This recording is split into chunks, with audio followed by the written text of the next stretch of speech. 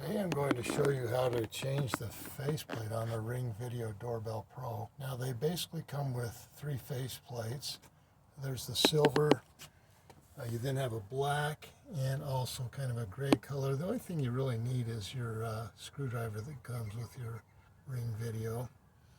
And it's really quite simple. What you're going to do is you'll see underneath here, you can see that there's this screw right here that you've got to remove. So we'll just go ahead and do that, and then you'll put on your new faceplate, and then you'll put the screw back in. So again, all you need is this Ring Video Doorbell Pro screwdriver.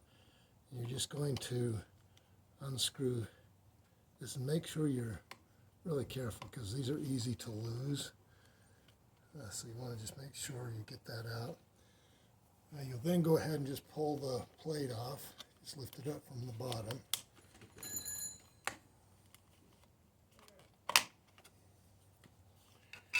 Now we're going to put on the black face plate and slide that on. And then you just go ahead and put on the screw. And there you have it.